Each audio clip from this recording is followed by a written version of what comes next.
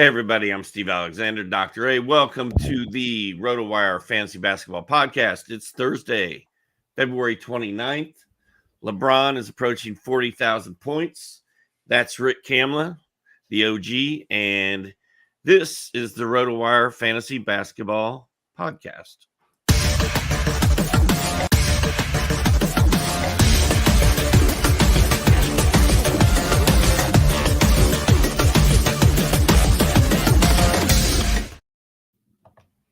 What's up, everybody? It is the RotoWire Fantasy Basketball Podcast with FSWA Hall of Famer Steve Alexander. I'm Rick Kamla. As he said, we're the OGs, man, and we are here to give you fantasy advice that is going to help you down the stretch run. The playoffs are either coming up next week in some leagues, like 30 deep, in the Cam Dynasty, 2 weeks out from this week, and so we're approaching a very critical point of the season, man. And so, Doc, let's dive in, as you mentioned, with LeBron James here. When will he hit 40,000 points? Before we get to that, we just for a second have to, you're a night owl. I'm a night owl. I was up late watching that game last night, and the Lakers early in the fourth quarter were dead, flat, lifeless, hopeless, down 21 with the black on the court of the LA Clippers. And I'm like, LeBron took one shot in the third quarter. I'm like, what is up? It's like, is he not up to this anymore? And you're having all of these thoughts, right? And then all of a sudden he flipped a switch, scored 19 points from that point on, hit 5 threes. They made up a 21-point deficit in LeBron's 21st season. This stuff just doesn't make sense, Steve. You're not supposed to be able to do this. Jimmy Butler is in his 33, 34, 35 range, right? And he big boyed Milwaukee in the first round last year in the playoffs. As I say, he butlered them, okay? He just pushed a button, became a superhero, and beat Giannis. LeBron did that last night. LeBron butlered the Clippers, dude. So before we talk about 40K, man, what the hell did we just watch last night?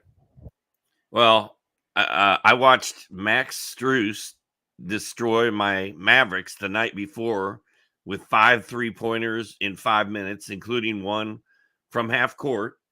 It was heartbreaking loss for Dallas, who's, they're trying to win their division. They're trying to sneak past the Pelicans. They're trying to get up there into a top 4 spot in the West, which is going to be tough to do, but they can easily be number 5.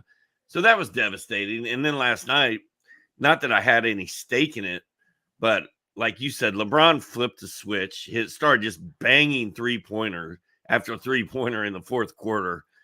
He really couldn't miss. His whole swagger changed. His whole demeanor changed. He's talking to the crowd. He was like, I think he was 1 3-pointer away from a Jordan shrug. Because he did have the tongue out. Good point, dude. It was close.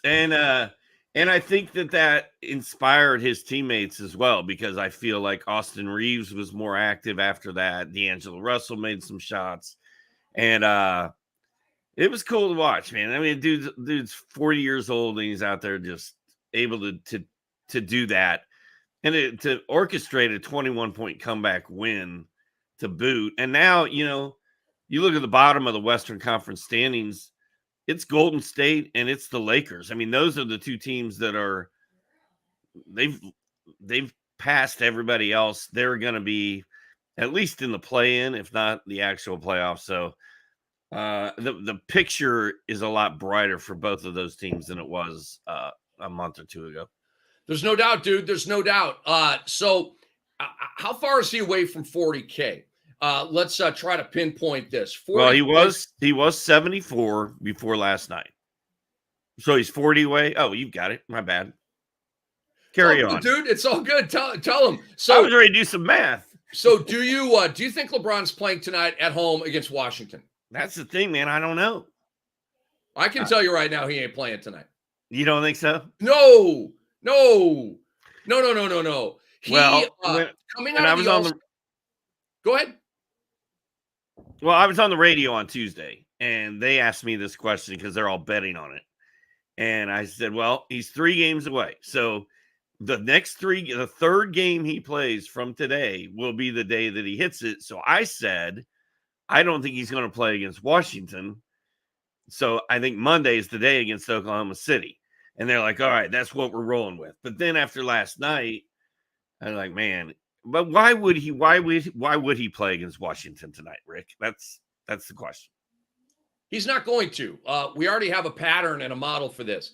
They had a 3-game and 4-night stretch right out of the All-Star break, and he annoyingly sat the Golden State game, came back the next night against San Antonio in a game that they could have won without him, and they won that game. And then he played Sunday, I think that was against Phoenix.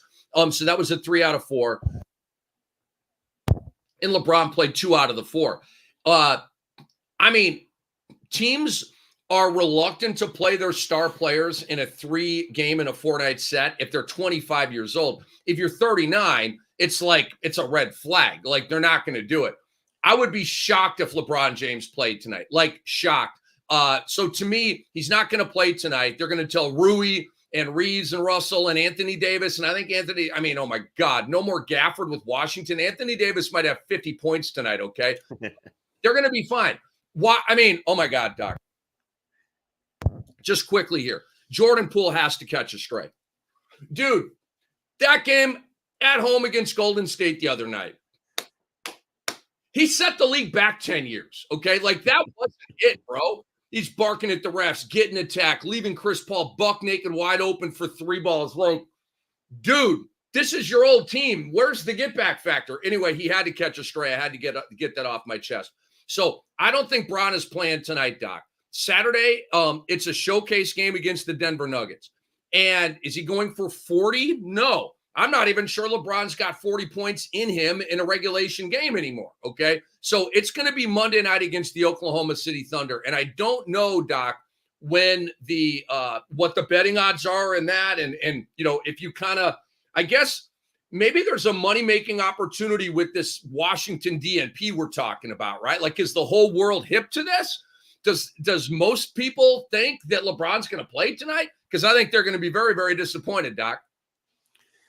Yeah, I just, the only thing that scares me is there is a lot of money on the line in Vegas on this. There is a lot of hype around LeBron after that game last night. And where is that game? Is it at Washington? It's at Washington, right? No. It's a home game. It's in LA. Okay. Yep. So the fans in LA get to see LeBron play every night. So there's not like going to be any pressure to make sure that this dad that spent $5,000 for his kid to see LeBron play in the front row in Washington is not gonna lose all that money. But yeah, I mean, it'll be surprising if LeBron plays, but I don't like the fact he's not already on the injury reports. Like, there's just, it's too early for anything to be out there. Why we do this show in the morning is beyond me, Rick. Like, next year, we're going to rework our contract. We're going to do this more in our wheelhouse of something afternoon when we're actually awake. But, dude, while we're talking about Washington real quickly, and just because it's not in our notes, have you noticed what Tyus Jones has been doing? I have. He's been amazing. 14-17 in his last game, 3-11 before that, 5-6 before that, but then 13-14, 14-15, 14-16, 25-9, 17-9. Like, just a double losing machine is what that is. I mean, it's so funny to pull up Washington's players' game logs and it's just one L after another. And it's doesn't matter how good the numbers are, it's always an L. It's always bad. But when is Tyus Jones going to be shut down? I mean, I hope he doesn't get shut down. Why would you shut him down? There's no Wemby in this draft. You have fans who are coming out to your arena to watch your team play. I mean, why are we going with the capital city go-go, right? Or the Memphis hustle? I think it's garbage. Now, what teams want is different. I don't know. Maybe they don't shut him down.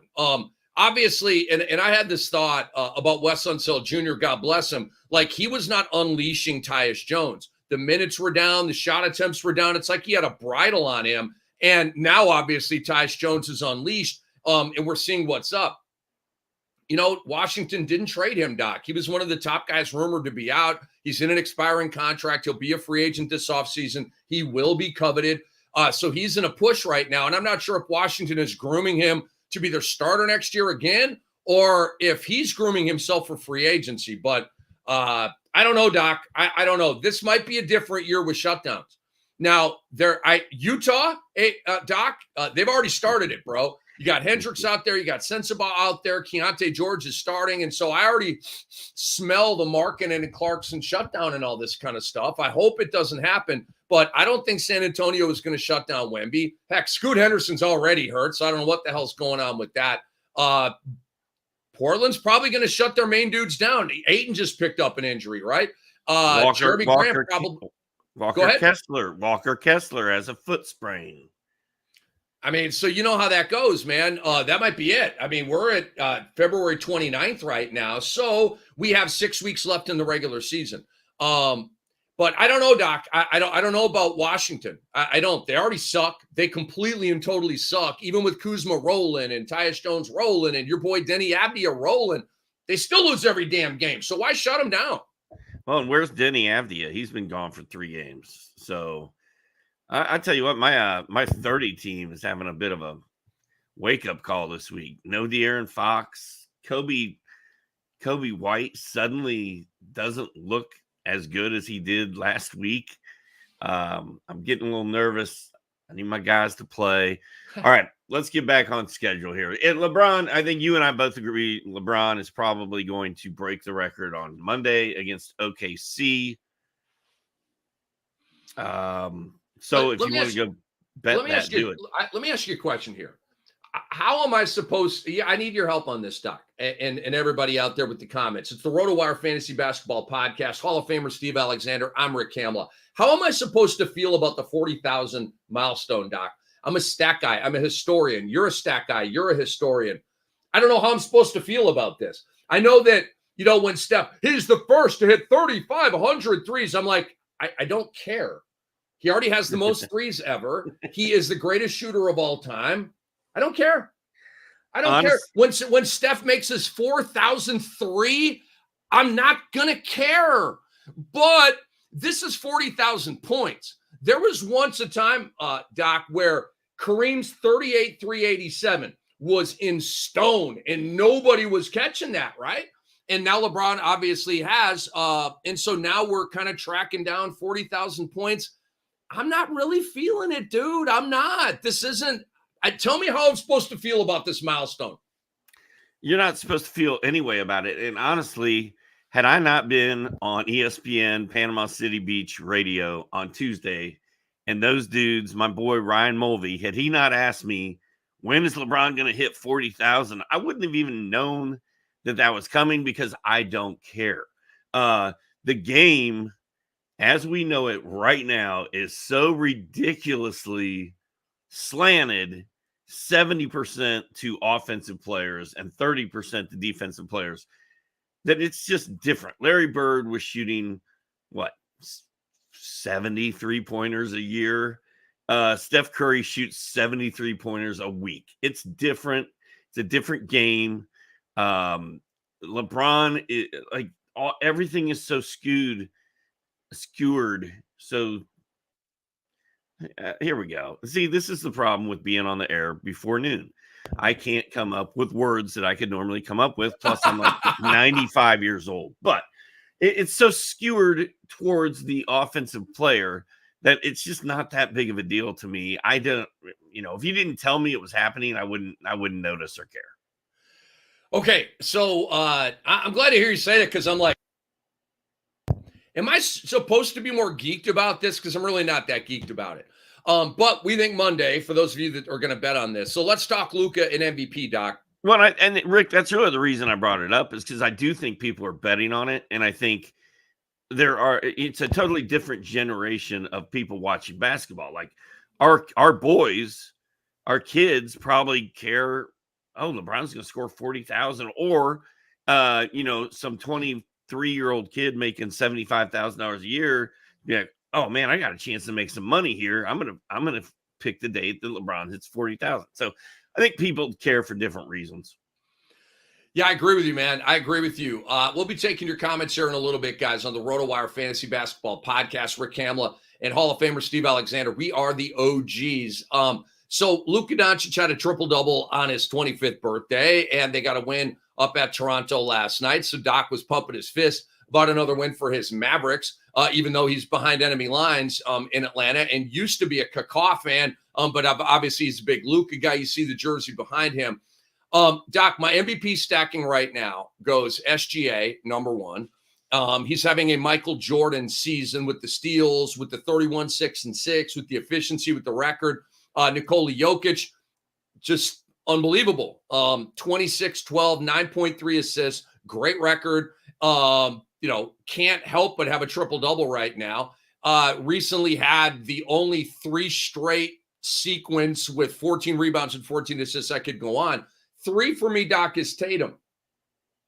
And Tatum and Luka is a great debate within the debate. I don't think they're at the top of the debate, but I do think that they're in the debate. And it's the wins versus stats. Boston is 12 and a half games better than Dallas. And that, to me, is the most important stat of all here. Tatum is at 27, 8, and 5, career high in assists, career high in efficiency, 47, 36, 82. He's at an effective field goal percentage of .553, best of his career high in assists. Turnovers are down in a big way. And then you got Luka at 34, 9, and 10. He's going to win his first scoring title. But again, Dallas is 12 and a half games worse than Boston is. And that, to me, is the trump card here for Tatum versus Luka. And then number 5, I got Giannis, Doc. So how do you stack MVP and where do you have Luka? Well, I mean, I've got the same order. My question is, are the voters going to get it right? Because we see some weird stuff happen in MVP voting.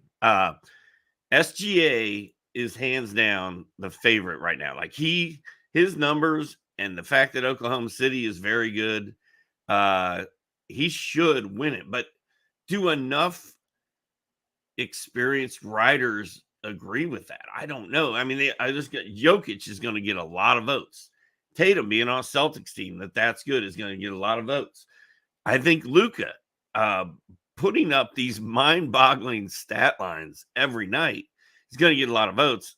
And the telecasters for Dallas last night were like Follow Will or whatever the dude's name is like, oh yeah, Luka had a 45-point triple-double the other night. And Derek Harper was like, wait a minute, dude, you just said that like it was normal.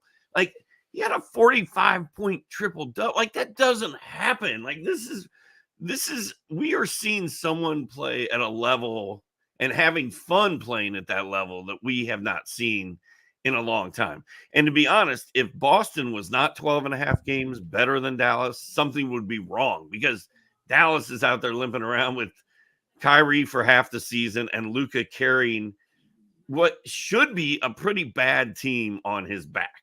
Now, we did add Gafford. We did add PJ Washington. And when I say we, I'm talking about Dallas, not me and my guys. But they added 2 big men that are making them better. Gafford and Derek Lively and PJW all played well last night. Now Kyrie's fully on board. Kyrie's diving on the floor and making plays that you would not expect a guy like Kyrie to be making at this stage of his career. And everybody's on board with this thing. And I just feel like by the time the end of the season gets here, if Luka keeps doing this crazy stuff every night, the league is going to take notice. And if they get up to 5th, or even, I don't know how they do it, but if they could get to 4th in the West, I still think Luka has a shot at winning this thing. But I think this is one of the more interesting MVP races we've had, in that there's 4 or 5 guys that are all going to get decent votes. I agree. You mentioned, weird stuff has happened. And I don't know, man. The weird stuff that could happen here, I'm starting to feel a narrative swell for Jason Tatum, best player on best team. Damon Jones joined the show on NBA radio with me and Antonio Daniels a couple of days ago. I know that a lot of the talking heads are starting to talk about this and starting to look more at Jason Tatum for MVP, just playing the best player, best team card, which a lot of times historically has been good enough for MVP. But we're in a major stat crazy era, and Tatum doesn't have major crazy stats. Okay. They're very, very good, obviously. So the weird stuff to me, Doc, would be SGA continues what he's doing, Jokic continues what he's doing, and all of a sudden we get this like this big push, like a tsunami wave of a push for Tatum for MVP. Because you remember, Jokic kind of had MVP last year, and then all of a sudden, people were like, hell no, I'm not voting for him again. Embiid's my guy. And that just took off, and race entered the conversation and all that stupid stuff. Like, and so that was weird stuff last year. Will the voters get it right? Doc, I don't think so. I think Jokic is going to win this, dude. I do. SGA is my guy. Like I said, I think he should win MVP this year. Jokic is clearly very close. On DraftKings right now, Jokic is at minus 145. Shea is a distant plus 230. And I do like Shea at plus 230 a lot. I also like Jokic at minus 145. I would say at this point, he's likely to win it. And you're only giving up a little bit of juice there, Doc. That's not bad. I would play both of those and just play it out, kind of hedge and see what's up. Because I think one of those two guys are going to win this award, Doc. But in the last straw poll that ESPN did with Tim Bontemps, which is huge because he literally polls the voters.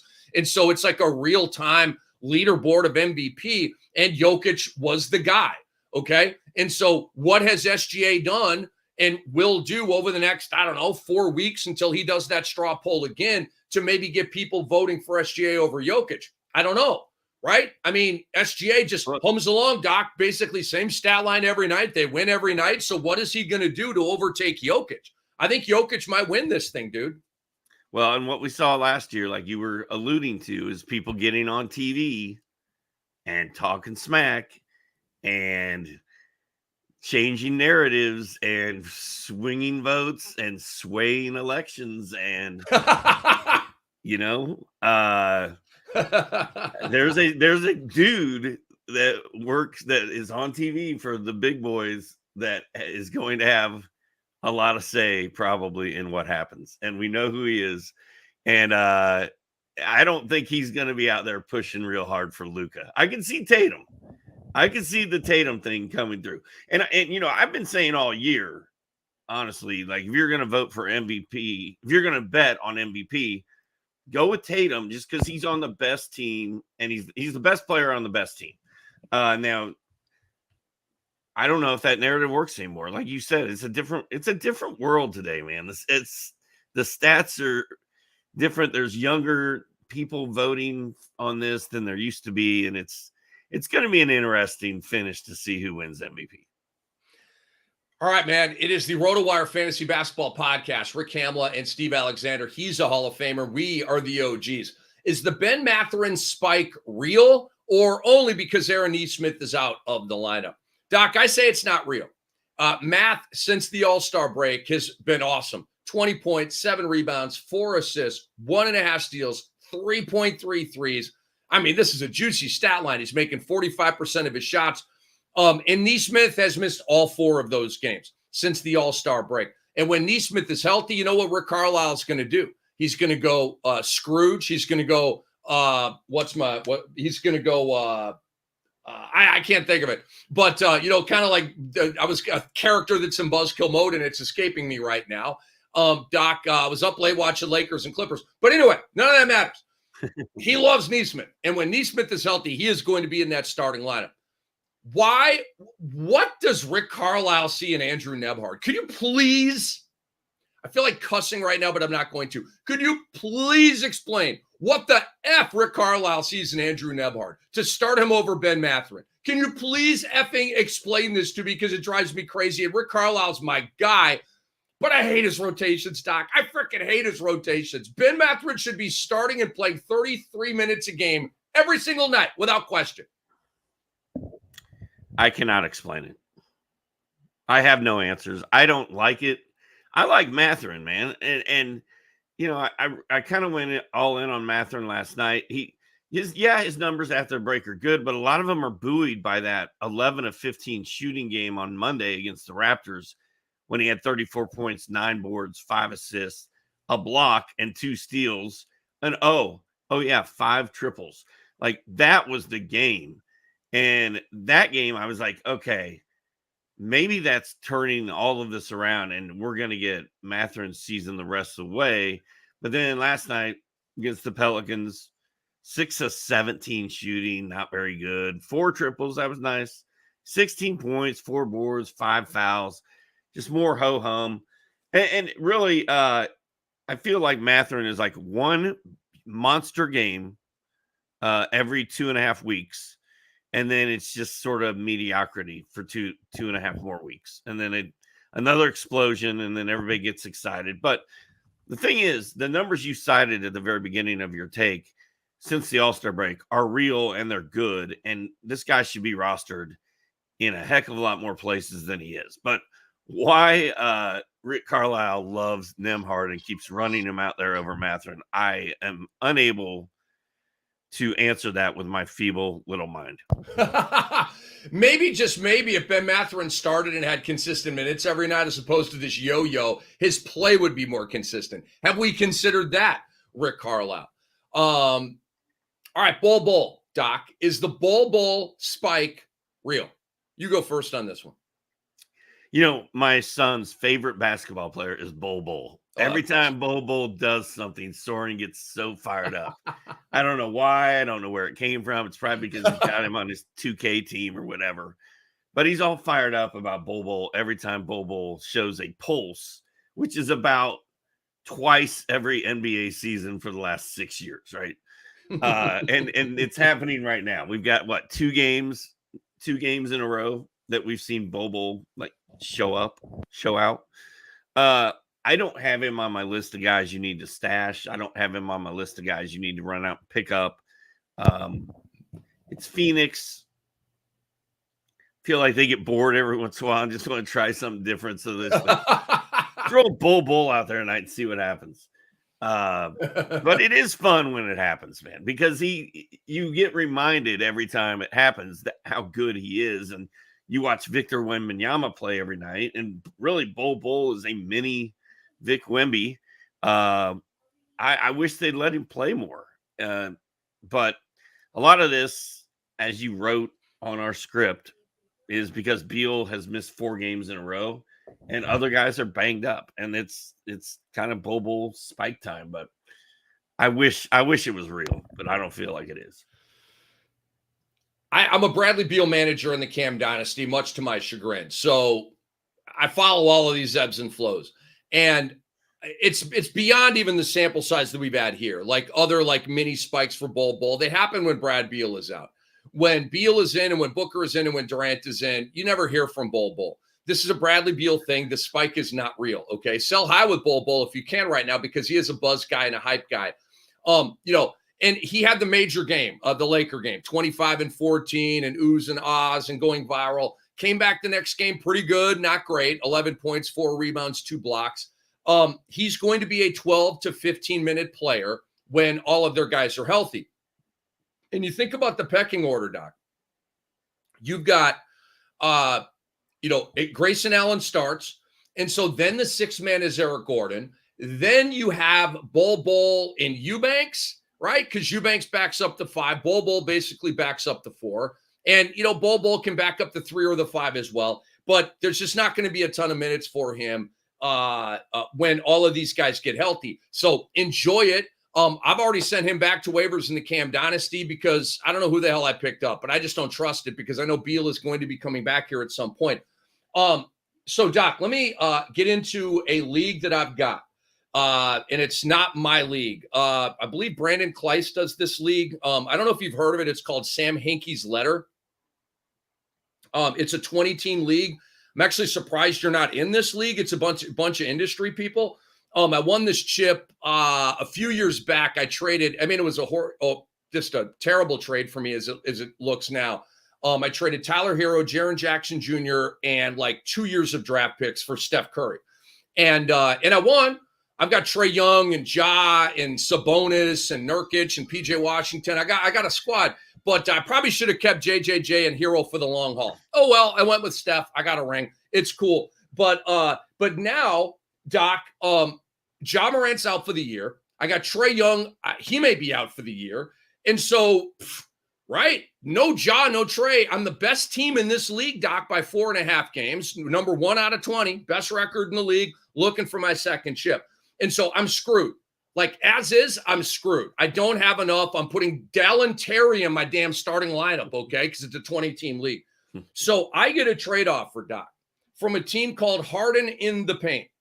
And he wants Bol Bol and he wants Jalen Suggs. Now he's tugging at my heartstrings with Jalen Suggs because Jalen Suggs is one of the prime Cam-vetted homies. But you can't fall in love with your players, people. I tell you this all the time. And Bol Bol, he wants Jalen Suggs and Bol Bol. Doc, he is offering me, and I've already accepted this trade, Draymond Green, Bobby Portis, Mike Conley, and Duncan Robinson. And I understand the age with Draymond Green and Mike Conley. I totally get it. That is not lost on me. This is a dynasty/keeper league. We keep 10, okay? But, Doc, I'm looking for a chip, man, and I need fortifications, and I need depth. And so I just picked up Duncan Robinson, who's killing it, by the way, very, very quietly, very softly. Mike Conley just signed a 2-year extension to come back and do the 10-point, 6 assist, 1 steal, 2-3 high efficiency thing. Okay, that works for me. Bobby Portis is like 29 or 30, right? Still flirting with double-doubles every night. Draymond Green is what, 33? But he's always had old man game. I think Draymond Green is going to age well, do the triple single thing. He's becoming a good 3-point shooter, a la Marc Gasol, a la Brook Lopez. It sort of halfway through their career, they pivoted and became good 3-point shooters. So what do you think of my trade, bro? I got Draymond, Bobby Portis, Mike Conley, Duncan Robinson for Bol Bol and Jalen Suggs. What do you think of my trade, bro? I don't really even understand it because you gave away Jalen Suggs and got 4 guys who can help you right now. I mean, Duncan Robinson had 11 assists the other night, right? Mike Conley was terribly quiet in his last game and burned me in FanDuel. But we've talked for weeks on this very podcast about what a good year Mike Conley's having. And in a 20-team league, you can't just go out there and find a point guard to pick up and replace Trey and Ja. You can't do it. Like you said, you mentioned some dude I haven't even heard of that you plugged into your lineup. I didn't catch whose name that was. Dallin Terry of Chicago, the former Arizona wing. No. No, you need Mike Conley. You need Duncan Robinson. You need Draymond Green. And the fourth guy that you mentioned in that deal. Portis. Yeah, Portis. He's going to play. I mean, we know Giannis is going to miss a couple more games with a knee. We know Chris Middleton is not Chris Middleton anymore. Like, Portis is a real deal. I think that's a steal of a trade for you because you're not going to miss Bol Bol, and maybe you miss Jalen Suggs, next year, 2 years from now. You might miss him a little bit, but you might. Mike Conley may get hot again and win you this league. Here's the thing with Suggo. He is not a point guard, and he never will be a point guard. Okay, Doc? You know what I'm saying? Suggs is not all of a sudden going to have a role change and become a 7 assist per game guy. He's not that guy. He is a 2 guard. He is a Pat Beverly, Marcus Smart. Like, you could play him at the 1, but he's not a 1. He's a 2 in a 1's body. So I don't feel like I'm giving up. 3 years from now, Suggs is going to all of a sudden become an 18-8 guy. I don't feel like I'm giving that up. Suggs is one of the best defensive players in the entire NBA, and he makes some threes and he hits some and gets some steals. Okay, he's good with fantasy gold. He's about 1.4 steals, about 2 threes a game. I like him. Okay, but I mean, damn, I had to do this trade. Doc, let me tell you something, man. I don't know how long I've been playing on Yahoo, the Yahoo format. Since 2011, maybe, Doc? Something like that. Okay, 2009, 2011, something like that. And I'm completely hooked now. The reason I'm so hooked on Yahoo is the rating system, okay? I'm big on the rating system. I'm in the thousands now for basketball. I'm diamond rated in baseball. I'm diamond rated in football. Like, my ratings are just, I'm very prideful of my ratings, Doc, okay? I love the rating system on Yahoo, and it drives some of my decision-making, and it's just a huge deal for me, man. If only for my own satisfaction, Doc. It's like our stats. It's like the back of our baseball card. You know what I'm saying? So I like it, man. But yeah. And so, I'm not going to take on leagues where I feel like I'm at a disadvantage. You know what I'm saying? I got to keep my rating high, Doc. But I'm excited about that trade, dude. And I'm going to go try to win my second chip in like a 4 or 5 year period. But I've noticed I've got. So what I was going to say, Doc, is I think this is the first trade since I have been on the Yahoo format. Literally the first trade that I've been like that cartoon where the eyeballs get big and you're like, oh my God, somebody is hooking me up. I'm actually getting hooked up here. Guys, I get offered trades in hockey leagues. I get offered trades in football and baseball and basketball. They all are complete and total trash. They make no sense. They're the most immediate reject of all time. And then last night, the Angels are singing. Doc, it's just before I go to bed. Just watch Lakers and Clippers. I'm brushing my teeth, getting ready to go to bed. And I look at my phone. I'm like, dude, I got to do this trade. So I immediately looked into it a little bit and I accepted that trade. I was like, I don't want to sleep on this and let this guy wake up and rescind the trade offer. No, I'm banging this one now. And then you couldn't sleep for another hour. So you had to go back to the TV room and restart the whole process over again. Well, that's not true. You were so jacked about your trade. I was, but I can turn it off pretty quickly, man. Turn it off pretty quickly. Hey, is the Terance Mann spike real? He had another solid game last night for the Clippers and that loss to the Lakers. Is the T-Man spike real, Doc? Well, I kind of thought initially it was going to be the Norman Powell spike, but Terance Mann is balling, and Terance Mann looks really good. And it's funny because I was writing the Dr. A mailbag RotoWire column last night, and people kept asking me about T-Man, and I was getting my T-Mans mixed up because there's Trey Man and there's Terance Mann. Yeah. And it was messing with my head a little bit. It was later at night. I was watching Terance Mann. I was writing about Trey Man. I was talking about LaMelo Ball. I was very confused, but Terance Mann has looked really good for 4 games for the Clippers. And Paul George, I mean, we got to figure out this Paul George knee thing. Like, is it just a sore knee? Is he fine? Is he going to take another game off and come back in the next one? Or is his knee becoming a problem and the Clippers are going to, milk and nurse this very carefully the rest of the way to make sure he's healthy for the playoffs? I mean, I don't really know, but I do know that I think Terance Mann is a hell of a pickup right now. Okay, so I disagree with that. I don't. I think he's a streamer for you right now. It's the best I got for Terance Mann.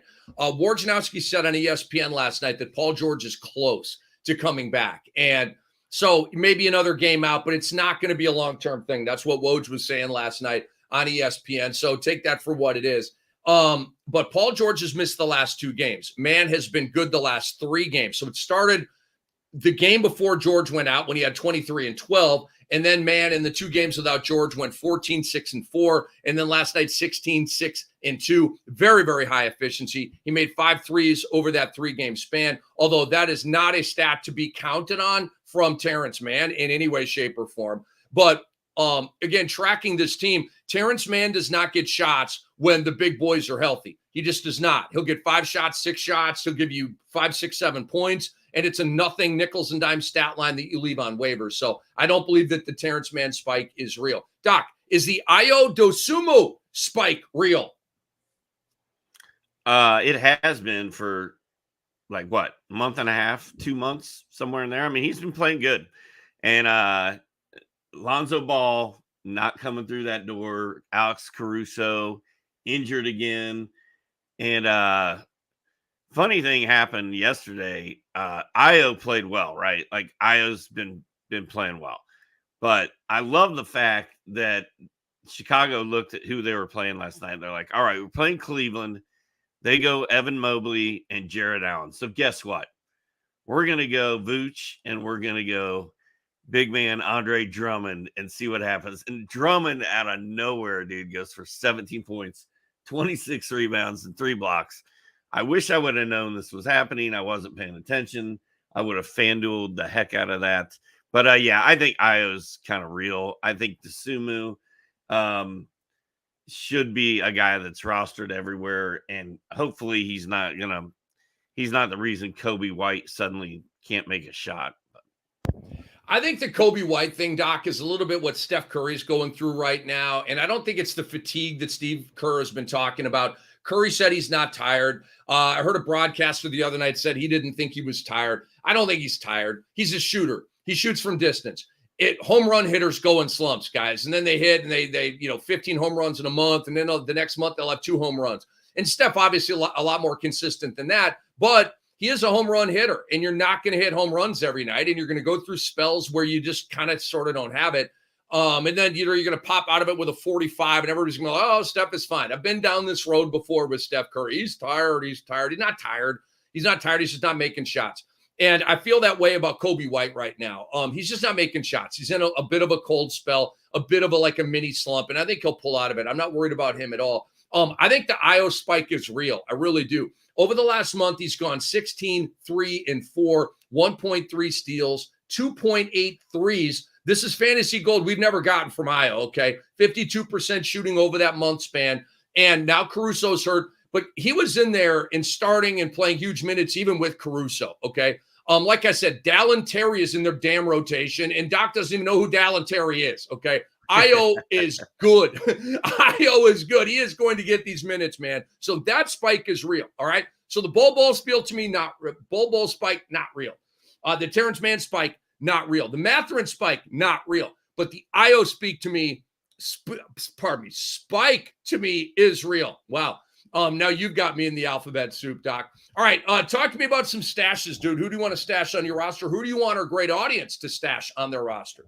Well, I just think there's guys you need to. I think people. One of the main reasons they're here is to hear about guys that not named Luka and Trae Young that they can go pick up off of a waiver wire. It's pretty rare in fantasy hoops that a name as big as Trae Young goes down, and there's not someone sitting there on your waiver wire that you can pick up that's going to fill in his slack. But that's sort of what it is with Trae and the Hawks because they're built so weird. They've got DeJounte Murray. But if Bogi Bogdanovic is sitting there on your waiver wire, I think that's the guy you want to grab. KCP, Kentavious Caldwell-Pope for Denver, played really well last night. He was sitting on a waiver wire. They were a Wednesday, Thursday team this week, and that's when I needed bodies to play. I picked up Kentavious Caldwell-Pope. I think he hit 4 triples last night, scored points, put up some nice numbers. He's a good guy to look at picking up. And then looking ahead to next week after Cam Thomas went down on Monday, that was terrible. Dorian Finney-Smith has a 5-game week for the Brooklyn Nets. I'm not saying Dorian Finney-Smith is going to come out and knock your socks off. He's not going to put up huge numbers. His game on Monday was garbage. But in a 5-game week, he may give you 3 games worthy of what you're looking for. So those are a few guys on my list. Trae Mann is there. Terance Mann. Podziemski, obviously, Rick and I think he should not even be in the discussion to be picked up. The Thompson twins, Mathurin, Fontecchio. The other weird guy on my list, and he was not on my list until Tuesday's podcast. I got some tweets in my ear. Lamar Stevens supposedly, well, he has been playing well for Memphis. Now, he didn't do anything at all last night, but all these Memphis bigs are hurt. Gigi Jackson is up and down like a yo-yo, and Lamar Stevens, when Gigi's off, Lamar plays well. I'm not sure we'll ever see Gigi and Lamar play well together, but deep league, those are 2 guys you want to keep an eye on too. All right. Fontecchio has my attention. I actually streamed him the other night, and he was decent. Over the last couple of weeks, he's at 15 points, and he's at 3 threes per game. This should not be on waivers. He's 22% rostered in Yahoo leagues, and I get it. Like, he's not giving you blocks, he's not giving you steals. There is high efficiency with that. He's at 52%. But when you are if you're at 12 or 13 points, that's waiver wire. If you're at 15 points, to me, that's not waiver wire. And if you're at 3 threes, that's not waiver wire. And he's starting. I believe that it'll probably continue here for Detroit. And they may bring Osar off the bench because Fontecchio is the new Bojan for the Detroit team. He's their catch and shoot guy with all the other guys that they have. So Fontecchio has my eye. It's a deep league special. He's Tim Hardaway-esque. right? He's not going to give you a lot outside of points and threes, but the points and threes to me are too good to be on waivers. You mentioned JJJ Jackson, man. Last night against Minnesota, okay? He was hitting logo threes in the first half and step back threes and like going off, and like he was on pace for like a 25-point game. I think he had one bucket after halftime. Okay. So we saw what Doc just said with JJJ Jackson in last night's game. Big first half, zilch second half, all wrapped up into one basketball game. So Doc, let's set up some comments here before we get out of here and wish the people a good weekend, man. Let's get cracking here. All right. Paul wants to know Keyonte George or Scoot Henderson. For me, it's Keyonte 90-10. It's 100-0 for me. I mean, where is Scoot? He's hurt, and he might be out for the year now. He plays for, Doc, tell him, who does he play for? Portland. And what do they do late in seasons, at least the last 2 years? Shut it down. Just saying, man. This is 100-0 Keyonte. I thought I was being generous with 90-10. Okay, so what we're saying is, Paul, it is 100% Keyonte. Put a Y in there, and we'll move on. All right. Christian Rogers says, I traded Triple J, Jaren Jackson Jr., and Jabari Smith for Anthony Davis. I already like it. Of course, Triple J went nuts last night right after he dealt him, but I'm still waiting for the Triple J shutdown. The Lakers are rolling, and Anthony Davis is not going anywhere. I like that trade a lot. Yeah, and the Lakers are in a big-time push now. This is go time, right, Doc? This is not – they're no longer cruise control and maintenance. No, we've turned the corner here. We got about 20 games left, and it's time to start the ascent to what they think is going to be a gold ball. Now, Jabari Smith is rolling, Doc. And, the last 3 games, this had to be hard to give up for my man here. He's at basically 20 points and basically like 14 rebounds over these last 3 games, but it's been the last 3 games. Is this sustainable? This is not how Jabari Smith has been rolling throughout his career. Obviously, it's great to see. He's at 13-9, basically, if you round up and down on the season. And so I would say that these games right now are an outlier. I am worried about a JJJ shutdown because Bane probably is not coming back. Smart probably is not coming back. Ja definitely is not coming back. So Jaren Jackson Jr. is kind of out there with the Memphis Hustle, with the G League team. Okay, so how long do they want to operate like that? Probably not until the end of the season. And so, Doc, if you told me that JJJ was going to play the rest of the year, and if you told me Jabari Smith was going to do what he has done over the last 3 games the rest of the year, I would say don't do the trade. But you can't tell me that, and I don't think those things are going to happen. So I like the trade. Emin Barris wants to know about B-Ball Paul. What is going on, Rick? 17 minutes, 0 points. He'll have 2 good games and 2 horrible games. I can't do it, man. He drives me nuts. I think we're finding out why Paul Reed is a backup and paid as a backup. He's making Zeke Naji money. He's making Jock Landale money. Okay, that's that's where he's at. And by the way, all of those guys are making a lot more than like a Russell Westbrook or a Kelly Oubre, right? These guys on veteran minimum contracts. For the love of God, make it make sense. But yeah, Paul Reed, I'm looking at his game log here, Doc, and the last game was like, what? It was a Boston game, though, so it's probably a matchup thing. Nick Nurse went small in that game. And that's the problem. There's these games where Nick Nurse is like, I got to go small to try to keep up with the others because they don't have the 35 points a game from Joel Embiid. So when they're trying to make that up, Paul Reed didn't score a point. So I got to put dudes out there that are going to put the ball in the hole, sacrifice rebounding and defense. Look, Nick Nurse is my guy, okay? I'm buddies with Nick Nurse. I feel bad for him. They're screwed without Joel Embiid. Stick a fork in them. They are done. They are a toasty turkey ready to come out and eat, okay? And so, I don't know. Paul Reed to me is a streamer, Doc.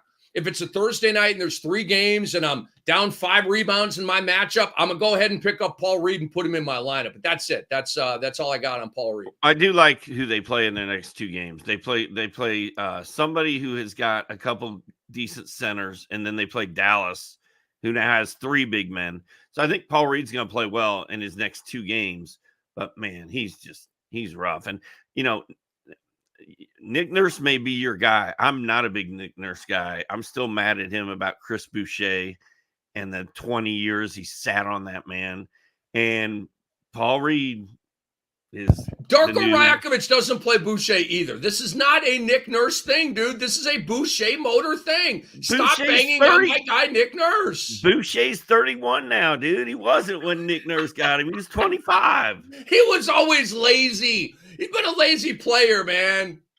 What's up, Doc and Rick? It's Brian B. Can you guys rate these players in order?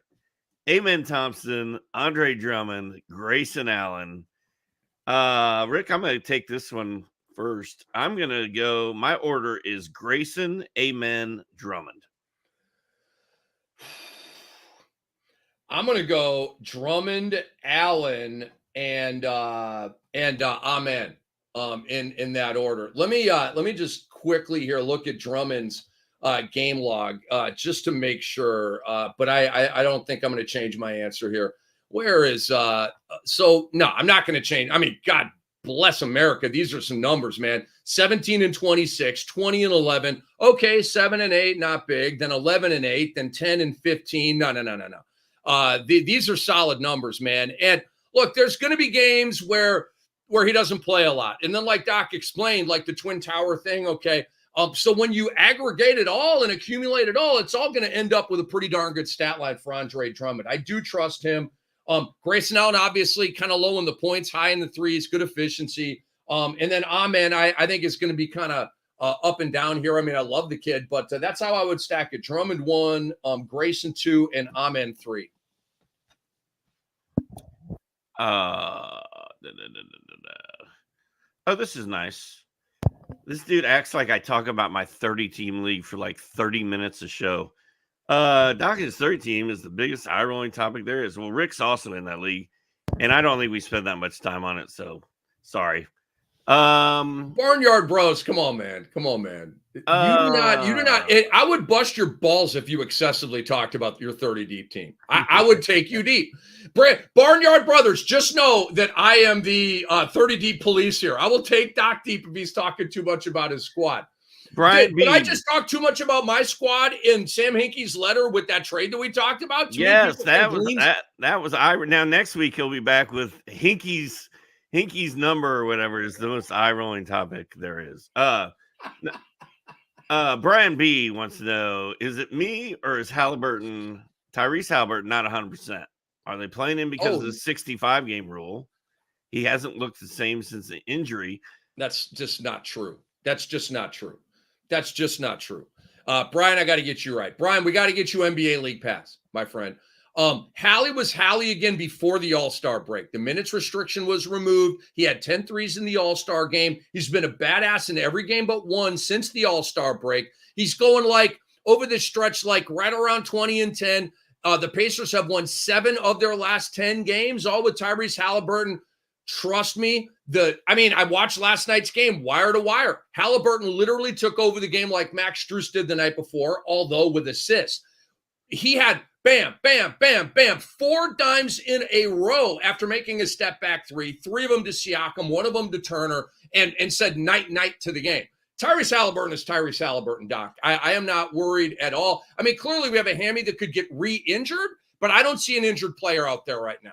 I don't either. I do understand the question, though, because the numbers are different than they were before. And I think that's what Brian's point is. I think the numbers are different, but like you said, he's leading in different ways. Maybe, like we were talking about Coby White. We were talking about Steph Curry. These guys, your shot comes and goes. You get on streaks. You get in cold spells. And, maybe he's not bombing threes all the time, but he's helping out with assists. And the Pacers are winning. They're rolling. And I don't think there's anything wrong with Tyrese Haliburton. Thoughts on Joel Embiid on a 20-team league with no IL slot? which means you got to cut him or you got to keep him. Currently ranked 8th in the standings. League goes up to the end of the season. Rick, if there's no IL and you're trying to get in the playoffs and win a ring, are you hanging on to Joel Embiid right now? You have to. You just can't drop him. You just can't drop him. Look, I feel better about Joel Embiid coming back than I do about Julius Randle coming back. Julius Randle and the Knicks still have not ruled out surgery. That is very haunting and daunting to me. Embiid already got cut. So now it's about the comeback. Shams Charania and Adrian Wojnarowski are reporting that there's hope and optimism, which I flush because it means nothing. But they're talking about a late March return to the court, at which point a ramp up would ensue. So there is a chance, especially in a league, as he says here, where it goes all the way up to the end of the season. I think that's a horrible way to do it. I would chop off at least the last week, maybe the last 2 weeks, because that's silly season, okay? That's not indicative of the team that has gotten you to that point. But okay, you're going to play it out till the end. Embiid might actually come back for that second to last week or that last week. And if you get that far, and then you're, taking a syringe and injecting into your team, Joel Embiid, you can't drop him. To me, Doc, you can't drop him. All right. Yeah, I don't know, man. I don't know. I even if he comes back and gets on the court in March, and then maybe I think we're going to see Joel Embiid play like 3 meaningful regular season games the rest of the way. And for me, I don't know if I can hold him for the rest of the season for that. But like you said, there's so much risk involved in dropping him in case he does come back early and plays. Like here's where this takes my brain. Doc, I've done this before. You drop a guy like Joel Embiid. Doc, what is going to happen when Eon drops Joel Embiid? What is going to happen? News is going to break the next day that Joel Embiid has resumed on-court activities. Okay, well, that could happen. Well, where I'm going with, somebody is going to pick him up, right? Oh, yeah. Somebody in his league is going to pick him up. So immediately then you're going to be like, oh, shit, I just screwed up. Okay, now check this out. What if that guy that picks up Joel Embiid plays my man Eon in the championship round, and he has Embiid and Eon does not? Eon is going to want to jump off of a cliff, okay? Yeah, but those are big ifs. Big ifs. They are, but you have to prepare for that. He's also going to be feeling the same way if he sat on Joel Embiid till the end and we don't see him again till the actual playoffs. Eon, good luck with that decision. Doc and Cam have weighed in. Last one, Dan Sicario. Ben Simmons or Dereck Lively in 9-cat. What? They're both on the wire. Ben Simmons is dead to me. Dead. Who is that? Who is Ben Simmons? When I see Ben Simmons now, I think Bill Simmons, which is very, very unfortunate because I don't like that guy. And I won't say his name again. I've had problems with that guy over the years, okay? And all you guys like him in his cute little podcast. I think that guy sucks, okay? So, and he thinks I suck, and that's fine. But Ben Simmons, Doc, he is dead to me, man. He's hurt again. He's hurt again. This guy will never be the same guy. He will never be the 16, 8, and 8 triple-double dude with the defensive goodies that he was in Philly. That guy's gone. He's never coming back. No, I agree. I'm guessing there's somebody better than Dereck Lively to pick up off your wire, although Lively blocked 4 shots the other night. He's starting for Dallas. But I would scour that wire pretty hard and make sure you're picking up the right guy. I don't think the right guy is Ben Simmons. Now, they do play 5 games next week, but Ben Simmons will be lucky to play in 2 of those. So throw the 5 games out the window and take a look around. Rick, I think we're out of time, dude. We're right at 59 minutes. That's the wheelhouse. It's where we like to be. I'll be back on Tuesday with Ken, the K-Train Kreitz, one of Kamla's favorite people. You and I will be back here doing this again next Thursday. Maybe we'll have a clearer picture on what people should be doing with Joel Embiid. By then, LeBron could have scored his 50,000th point, and we'll go from there.